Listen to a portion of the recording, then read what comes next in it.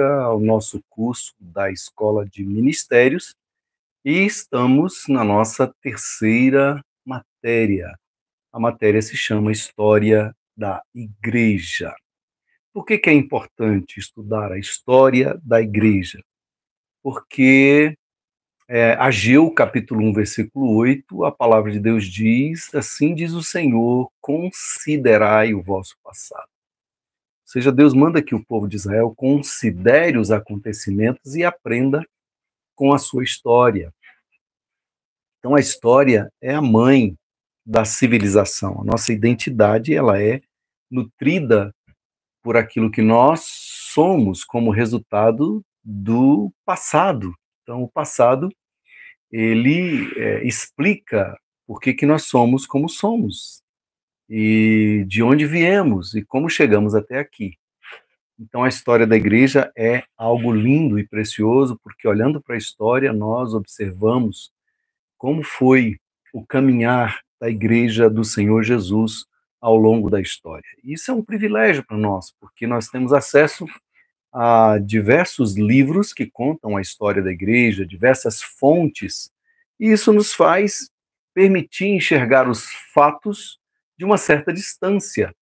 Por isso, nós não podemos nos arvorar no direito de julgarmos a história, no direito de apontarmos os erros da história.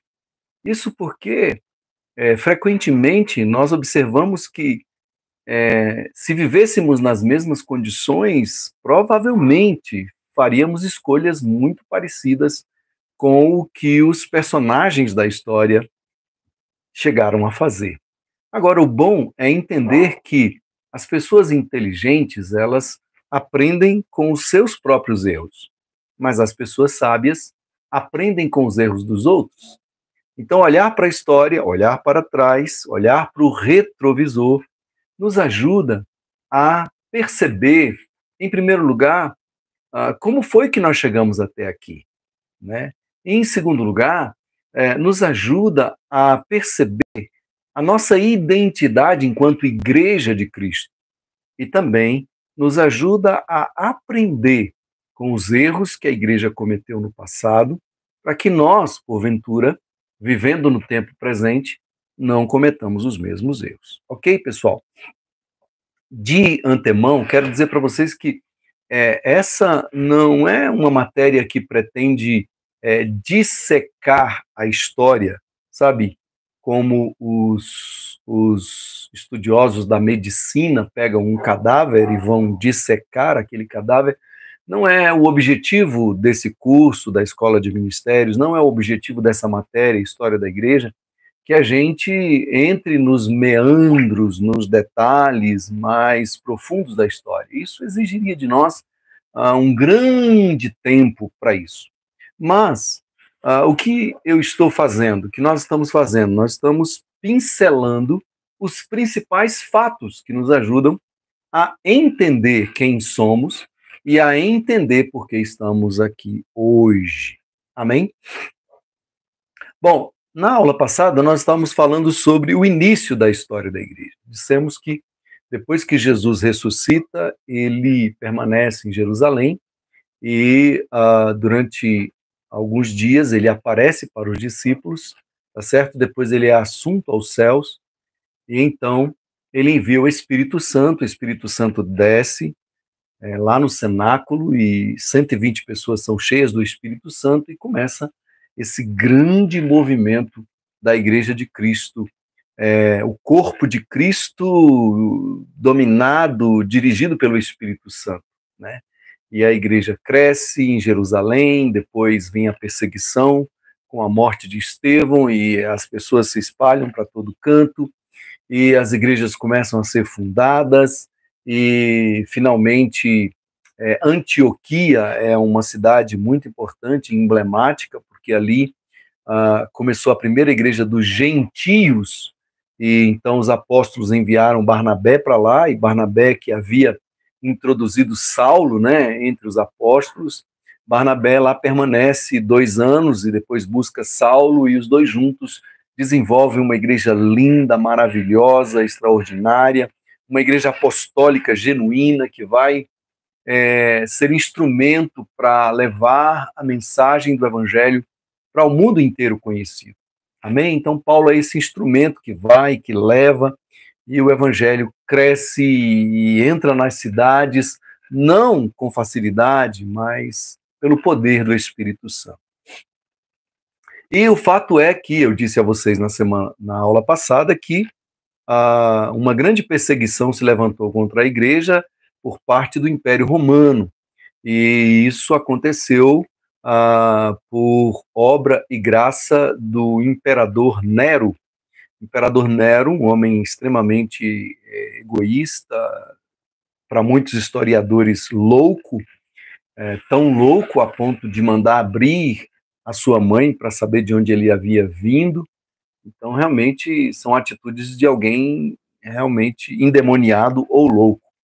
E o imperador Nero, ele tinha o desejo de construir uma capital de Roma que tivesse o seu nome, Nerópolis. Olha que vaidade, né?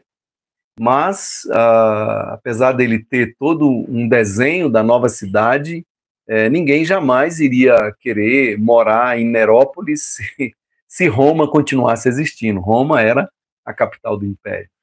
Então, tudo indica que ele manda colocar fogo na cidade de Roma para que ele possa construir Nerópolis, mas, infelizmente, não deu certo o que ele queria e as pessoas se voltam, a população se volta contra ele, começam a querer acusá-lo, e ele, para fugir dessa acusação, ele lança uma narrativa de que quem teria colocado fogo em Roma teriam sido os cristãos.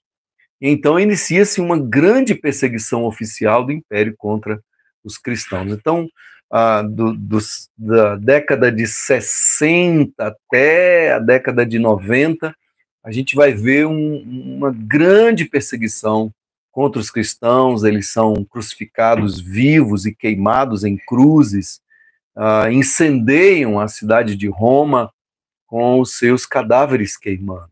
Foi a igreja viva do Senhor, os nossos heróis, aqueles que foram mártires da fé. É por causa deles que nós estamos aqui hoje.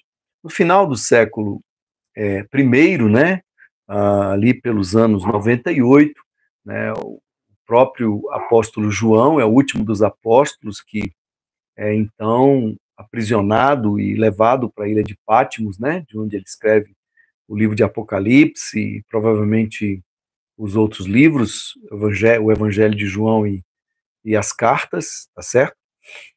E então entramos no século II da história da igreja. Nesse período, a igreja cresceu muito e a perseguição diminuiu.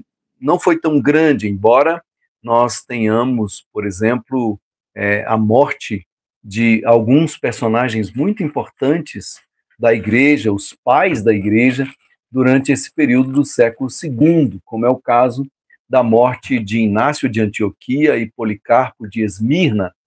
Estes foram mortos durante esse período do século II. Também no século II, espalharam muitas notícias, muitos mitos, muitos enganos sobre a igreja. Diziam, por exemplo, que os cristãos eram canibais, porque na Santa Ceia, né, eles comiam o pão que representava o corpo de Cristo, né? Então eles desenvolveram essa narrativa de que os cristãos eram de fato canibais, e isso fazia com que as pessoas comuns odiassem os cristãos. Também nesse segundo século surgiram muitas, vamos chamar de heresias no meio da igreja, né? E principalmente a principal heresia era o chamado gnosticismo, né? O gnosticismo era uma crença de que a matéria não presta, só o espírito que presta. Então, essas pessoas, os gnósticos, né, eles apregoavam que Jesus não veio em carne, que Jesus não podia ser igual a Deus, porque a matéria não pode ser santificada. Então, isso exigiu uma grande resposta, tanto de Paulo, a gente vai ver isso nas cartas dele, como também dos demais pais da igreja durante o segundo século, tá certo? Também surge uma doutrina esquizofrênica de um certo homem chamado Marcião, o qual dizia que o Deus do Antigo Testamento não era o mesmo Deus do Novo Testamento, que o Deus do Antigo Testamento era mau, o Deus do Novo Testamento era bom, portanto era necessário rasgar o Antigo Testamento. Então foi necessário que a igreja reagisse em defesa da fé, e é exatamente nesse momento que, em nome da defesa da fé, os apóstolos, os pais da igreja, vão criando um credo, né, uma declaração de fé que fosse, que condizesse com a realidade apregoada pelos apóstolos então, né? O primeiro credo apostólico, ele dizia: creio em Deus Pai Todo-Poderoso, Criador dos céus e da terra, em Jesus Cristo, seu único Filho, nosso Senhor, que foi concebido pelo poder do Espírito Santo, nasceu da Virgem Maria, padeceu sob Pôncio Pilatos, foi crucificado, morto e sepultado, desceu ao Hades, né? A mansão dos mortos, ressuscitou ao terceiro dia, subiu ao céu, está assentado à direita de Deus, Pai Todo-Poderoso, donde há de vir julgar os vivos e os mortos. Creio no Espírito Santo, na Santa Igreja Apostólica, na comunhão dos santos, na remissão dos pecados, na ressurreição da carne e na vida eterna. Então esse credo, ele foi desenvolvido justamente para que os cristãos pudessem em toda parte declarar aquilo que eles criam. E essa declaração de fé, ela combatia frontalmente aquilo que os hereges, especialmente Marcião, estavam querendo introduzir na igreja, e também os chamados gnósticos, tá certo? Então, é nesse período do século II que a igreja cresce muito e o cânon do Novo Testamento, como nós já falamos na matéria Introdução Bíblica, né? O cânon vai se formando porque as igrejas sentem uma grande necessidade de reproduzir as cartas dos apóstolos para enviar para as demais igrejas, e assim esse conjunto de escritos apostólicos, eles vão cada vez mais sendo disseminado e vai se tomando a consciência de quais os livros que são de fato inspirados por Deus, porque efetivamente haviam sido escritos diretamente pelos apóstolos ou pela sua influência. E aí chegamos ao século III. O século III, ele vai se destacar como um século muito terrível, de grande, imensa perseguição sobre a vida da igreja. Imperadores como Tércio, Diocleciano, eles realmente foram muito usados pelo diabo para perseguir a igreja, né?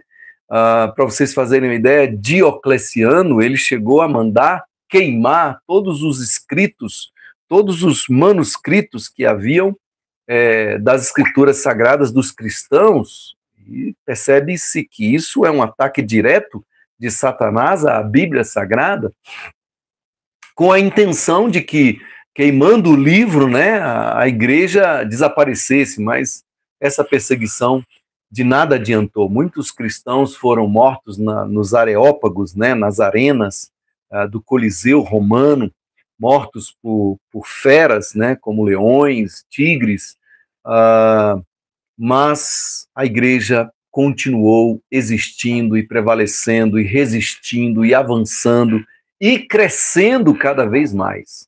O sangue dos mártires fez com que o evangelho prosseguisse e chegasse até nós. Amém, queridos? Então, o século III a gente vai poder destacá-lo como sendo um século de muitíssima perseguição, até chegarmos ao século IV. O século IV, que começa no ano 301, ele vai ser um século de ouro para a igreja, vai ser um século extraordinário, inimaginável. Por quê?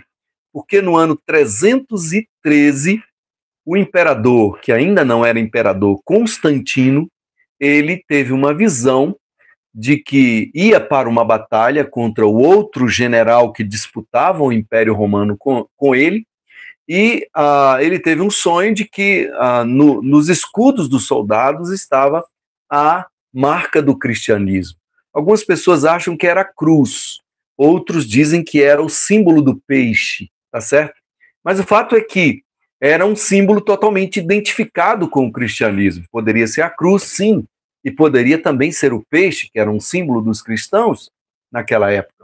Então ele mandou pintar ou colocar esse símbolo nos escudos dos seus soldados, foi para a batalha e venceu a batalha.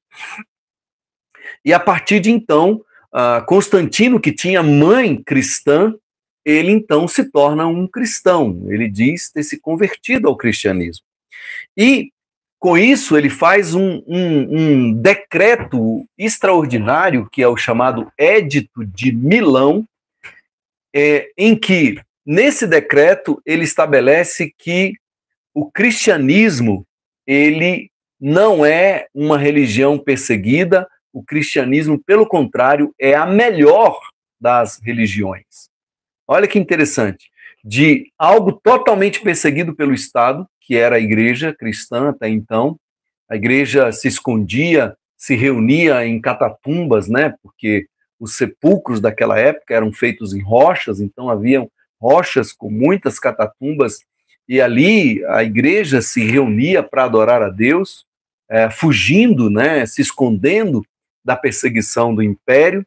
Mas agora, né, o imperador, com uma simples assinatura, com um simples carimbar do seu anel, estabelece que o cristianismo é a melhor de todas as religiões.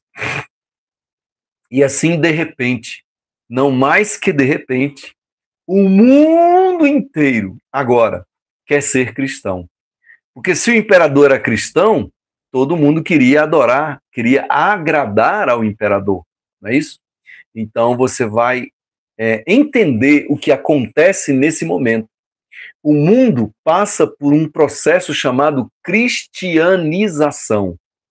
O mundo inteiro passa, porque o mundo inteiro era dominado pelo Império Romano, então o mundo inteiro passa a ser aberto para o cristianismo, e como o cristianismo era a melhor das religiões, então todo mundo deveria praticar essa religião. Então muita gente se tornou cristã por conveniência, não por um processo de conversão. Até porque não havia como atender o mundo inteiro naquele momento.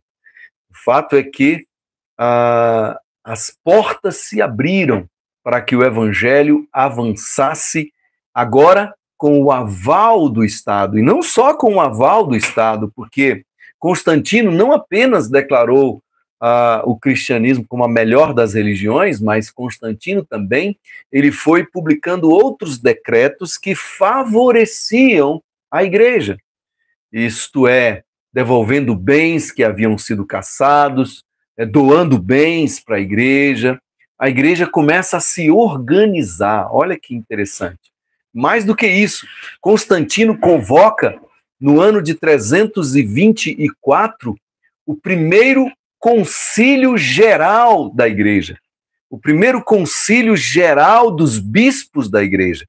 Você sabe que a igreja estava espalhada para tudo quanto é canto, então havia bispos em muitas cidades, né? Esse era o nome dado para todas as pessoas que dirigiam igrejas em locais, mais de uma igreja em uma cidade, enfim. A igreja ela se reunia em pequenos grupos, em casas, então haviam várias igrejas lideradas por um bispo daquela cidade.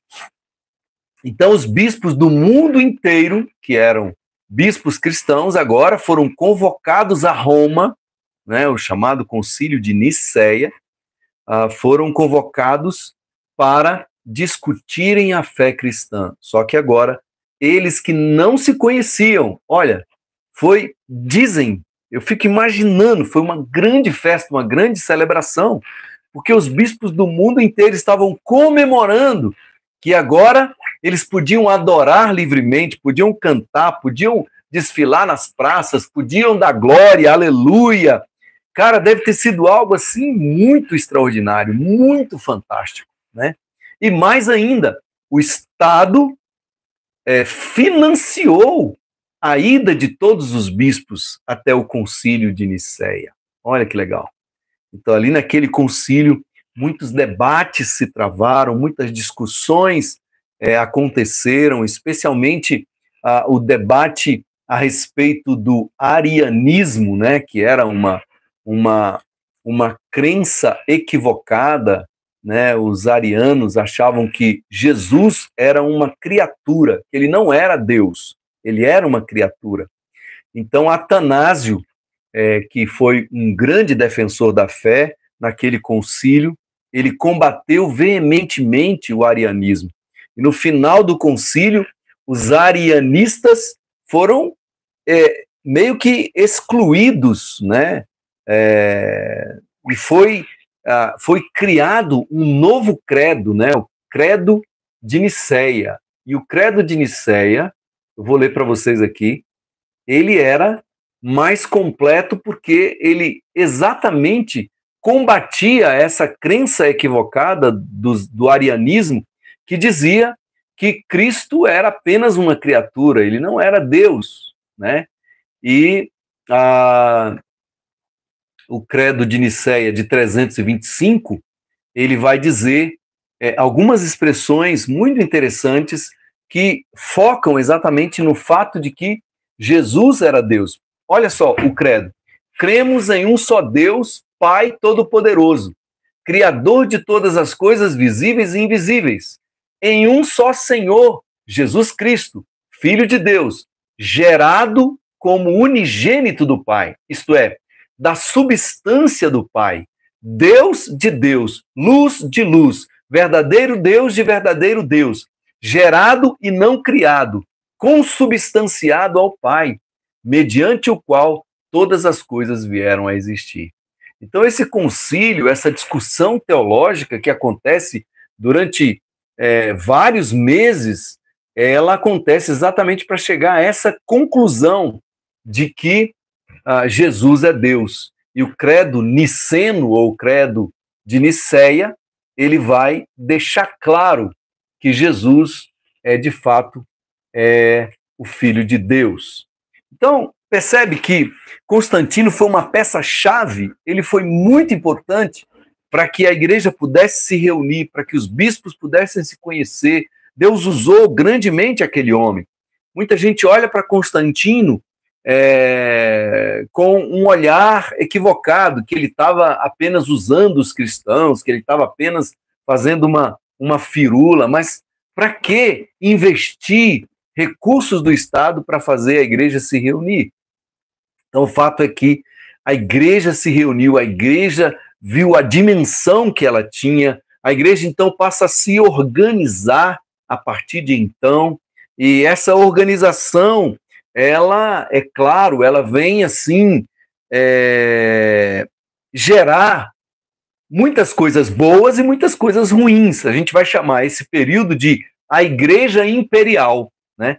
A igreja financiada pelo Estado, né? O Estado, ele tinha influência sobre a igreja. Isso tem um lado bom e um lado ruim. O lado bom é que a igreja tinha recursos, a igreja tinha condições, podia construir prédios, catedrais, podia se expandir, podia reproduzir os escritos bíblicos, né? Nessa época, o próprio Constantino encomendou vários textos bíblicos para ser esparramados pelos bispos, porque muitos bispos não tinham todos os livros do cânon do Novo Testamento. Então, o Concílio de Nicéia, ele vem exatamente trazendo essas definições, tá certo?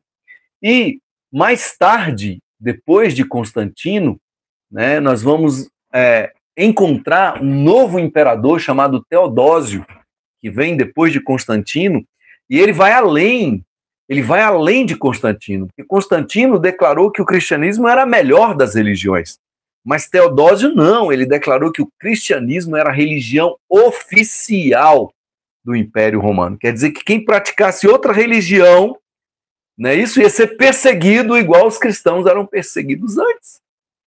Então veja que nesse momento, com a figura de Constantino e de Teodósio, o mundo inteiro passa por um processo de cristianização, não de evangelização. Qual é a diferença de cristianização para evangelização? Cristianização é de cima para baixo, tá certo? É determinado e as pessoas se tornam cristãs por uma determinação legal. Agora, a evangelização é diferente, né? Você prega, a pessoa ouve, ela se converte, e aí as coisas funcionam de maneira diferente. Mas essa cristianização, ela faz com que a igreja passe a ter um poder muito grande sobre o mundo inteiro, já que o Império Romano governava o mundo inteiro. Então, essa declaração ou esse decreto que determinou que o cristianismo era a religião oficial do Império foi chamado de Édito de Tessalônica, tá certo? E esse mesmo imperador, Teodósio, ele convocou um novo concílio, tá certo? E esse concílio, o concílio de Constantinopla, ele vai definir os livros que fazem parte do Novo Testamento.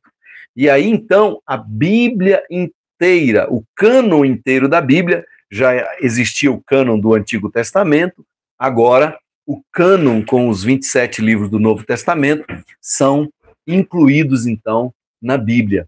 E a Teodósio, ele encomenda a que esse cânon bíblico seja reproduzido o máximo possível para que o máximo de igrejas e de bispos tenham acesso a esse livro maravilhoso.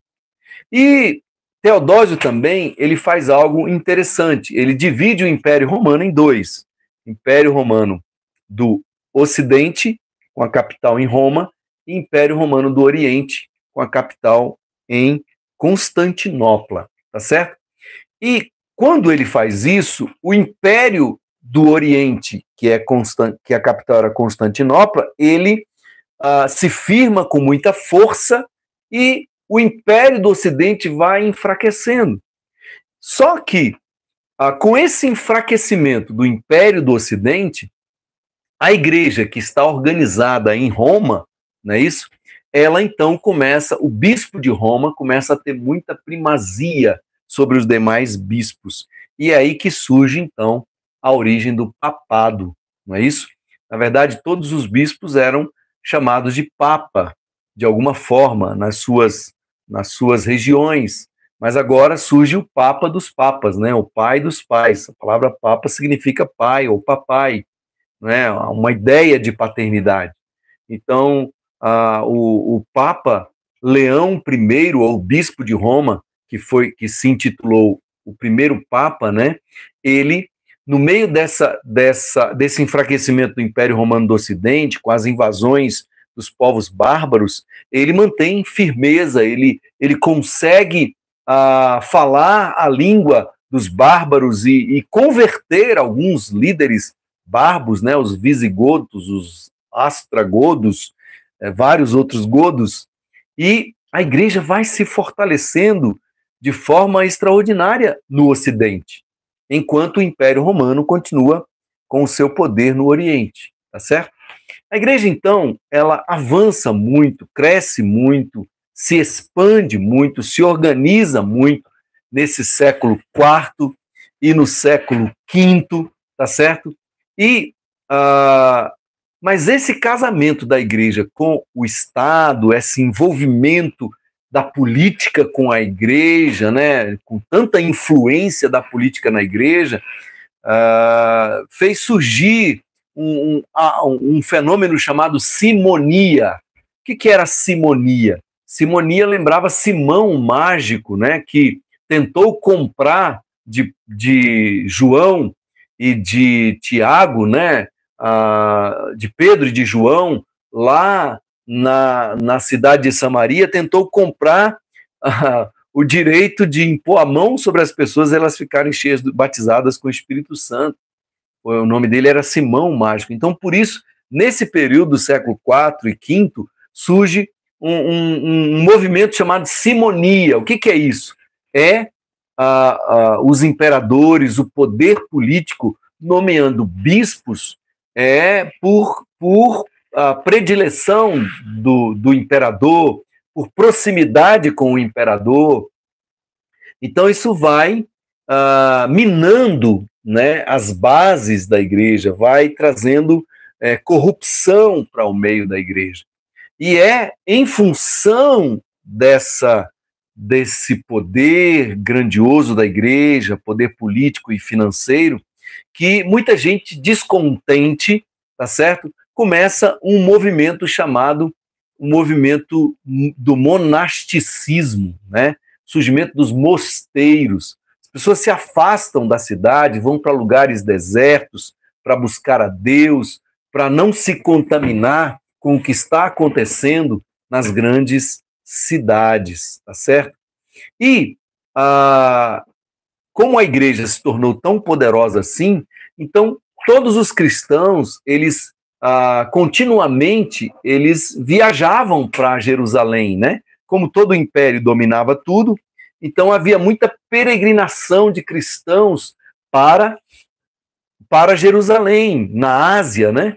Na Ásia, no Oriente ali, então onde estava Jerusalém, muitos cristãos peregrinavam para lá, cristãos do Ocidente, tá certo?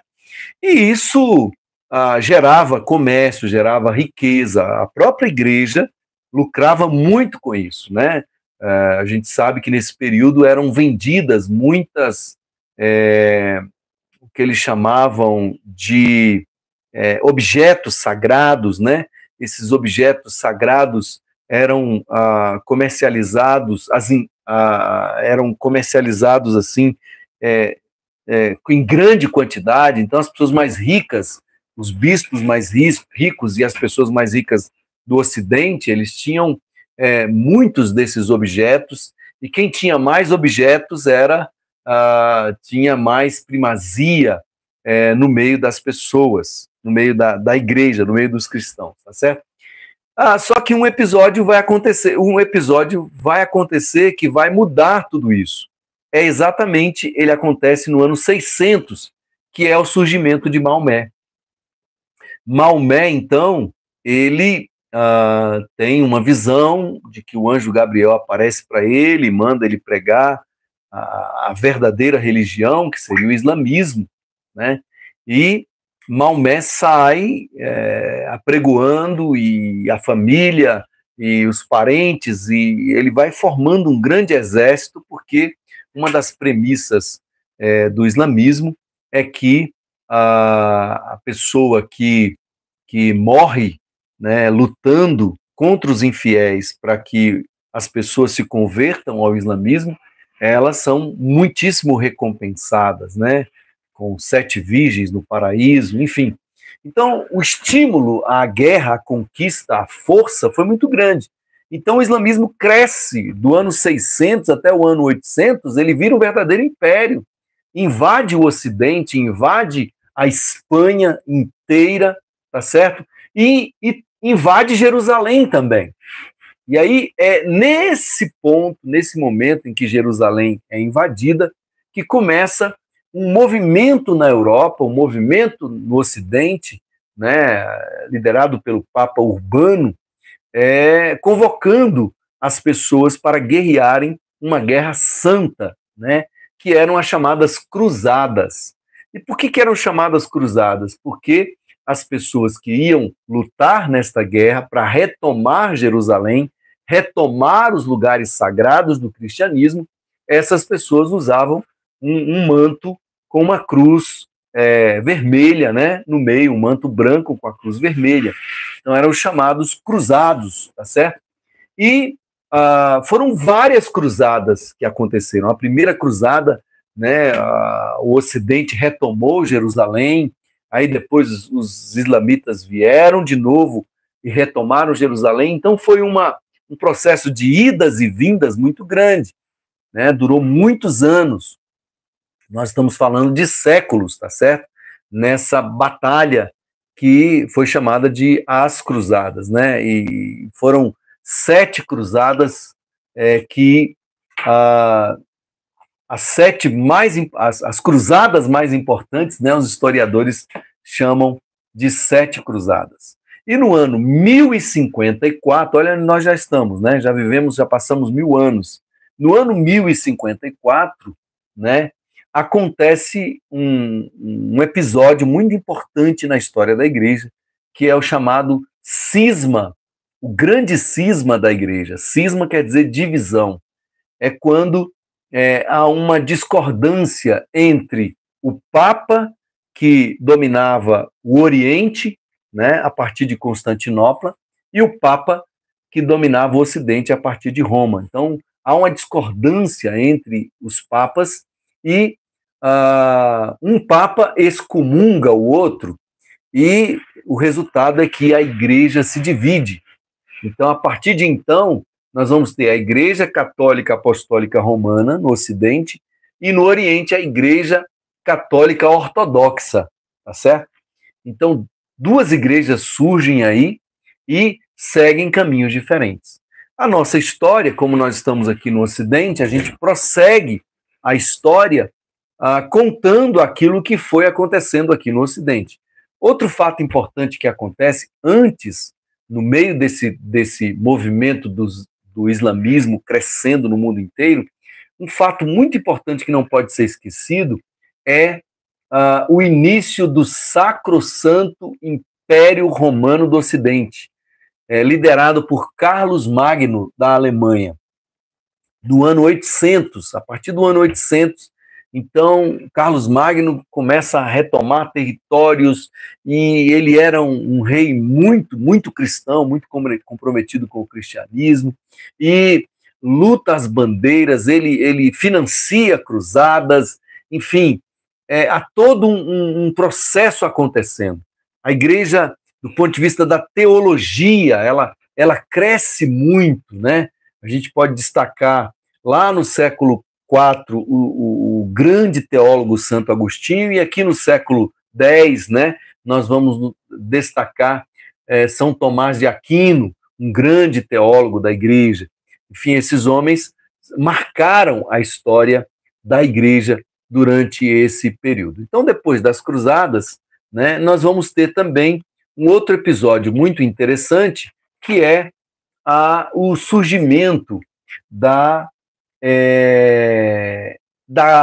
Renascença. O que é a Renascença? A Renascença foi um movimento que, interessante, ele nasce um pouco desse movimento das cruzadas, né? Porque nesse movimento das cruzadas se redescobre, né, os escritos clássicos da Grécia, né? Lá em Alexandria, no Egito, se descobre, então, os escritos clássicos dos filósofos famosos, né? Platão, Aristóteles, e esses escritos, eles são redescobertos na Europa e começam um movimento chamado da Renascença, ou Renascimento Cultural. E, obviamente, é chamado assim, né? Essa nomenclatura vem justamente porque o Renascimento, uma das características da filosofia grega clássica, né, de Platão e Aristóteles, é que essa filosofia coloca o homem no centro de todas as coisas. Ao passo que a teologia, né, e todo o movimento da igreja no Ocidente colocavam Deus no centro de todas as coisas. A própria Bíblia, né, ela centraliza tudo em Deus. Mas esse movimento da Renascença vem meio que corrompendo a igreja por dentro, né, ou por fora, com o surgimento das grandes universidades, e esse antropocentrismo vai avançando grandemente no seio da igreja. Obviamente que a igreja, em todo esse processo, cruzadas, né, casamento com o Estado, a igreja se torna muito opulenta, muito rica, muito poderosa financeiramente, e obviamente que a corrupção, o pecado vão entrando na igreja, vão descaracterizando a igreja se torna um sistema religioso, e muitas pessoas vão percebendo isso, E elas começam, então, a criticar, a se levantar, a denunciar profeticamente os erros da igreja, tá certo? E essas pessoas que se levantam, nós estamos falando ali de 1200, 1300, por aí, essas pessoas que se levantam e que levantam a sua voz contra o pecado, contra a corrupção, contra a imoralidade, contra aquilo que não agrada a Deus e que a igreja vinha praticando, então essas pessoas foram chamados de pré-reformadores, tá certo?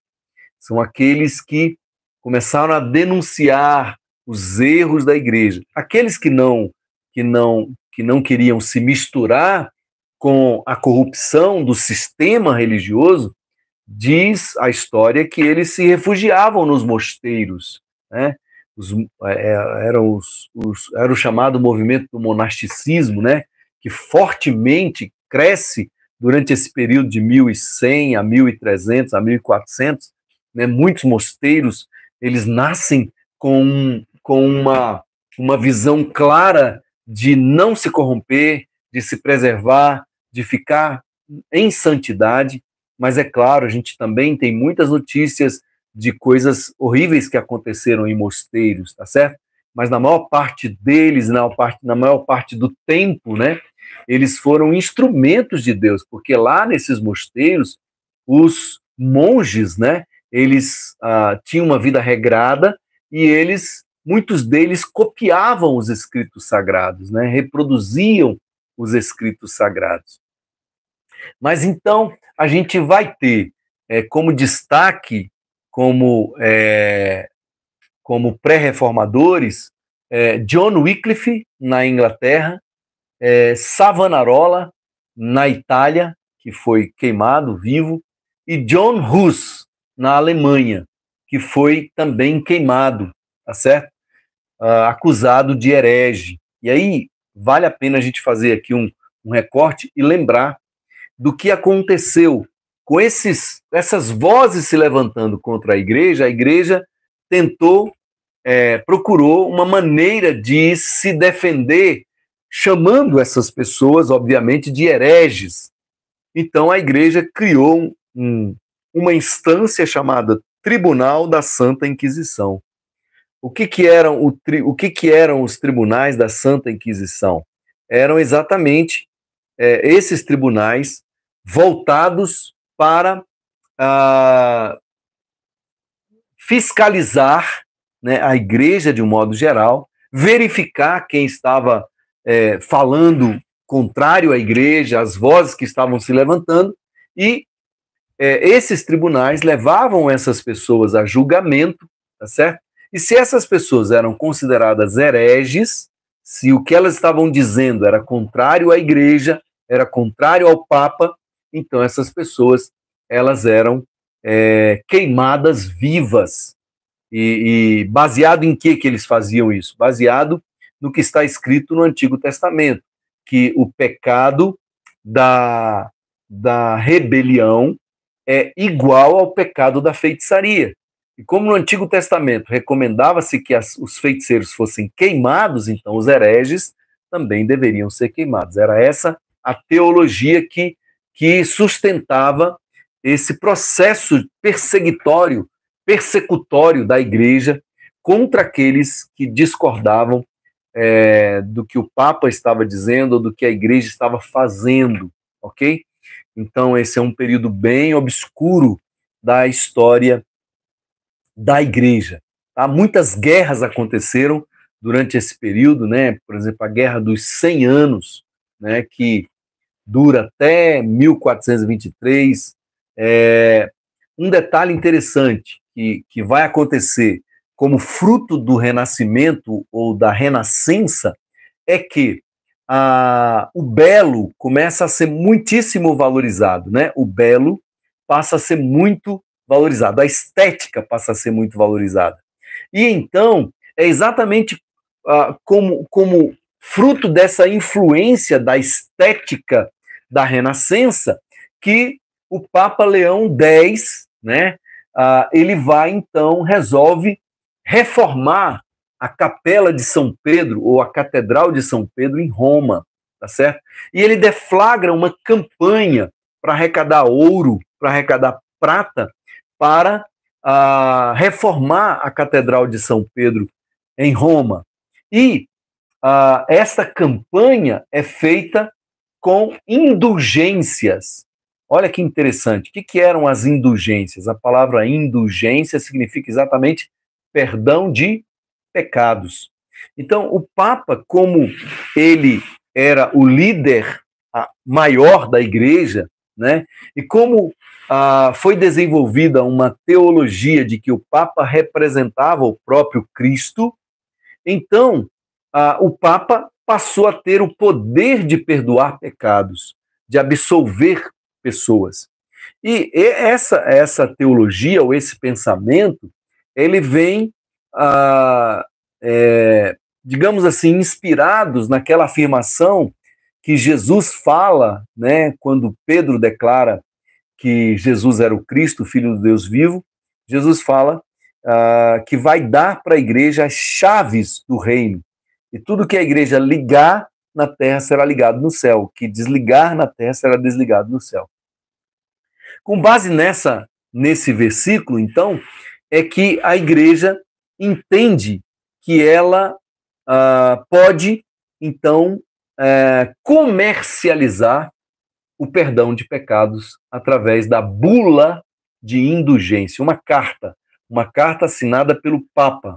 Essa carta dizia mais ou menos assim: por esse instrumento, eu, como vicário de Cristo, te absolvo de todos os seus pecados passados, dependendo do valor que era ofertado, né?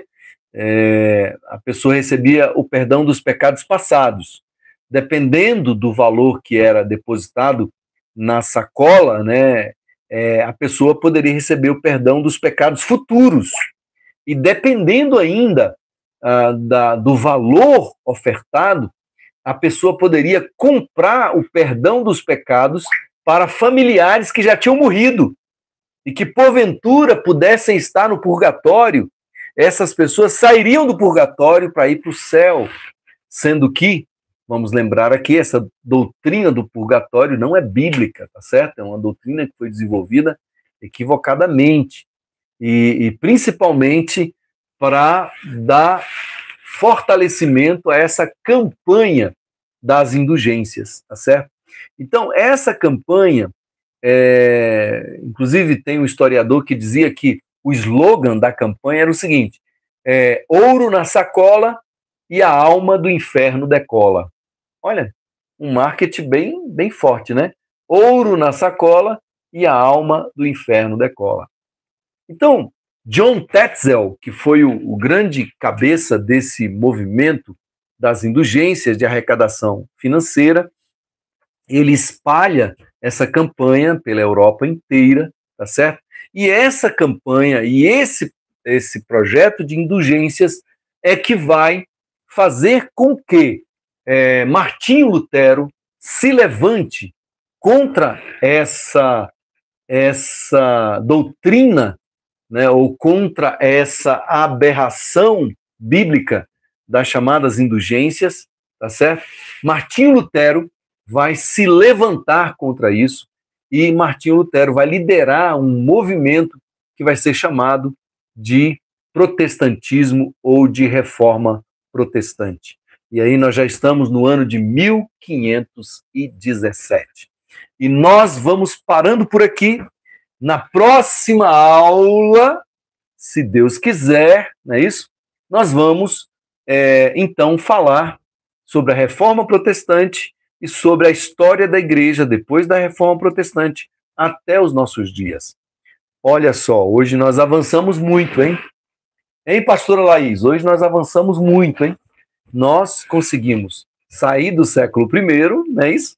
Passamos pelo século II, terceiro, quarto, quinto, sexto, sétimo, oitavo, nono, décimo, e já estamos no século XVI. Olha que coisa! Avançamos muito na história da igreja. Na próxima aula nós vamos encerrar essa matéria, História da Igreja, então você não pode perder. Eu conto com você, hein? Fique com Deus e até a próxima aula, se Deus quiser.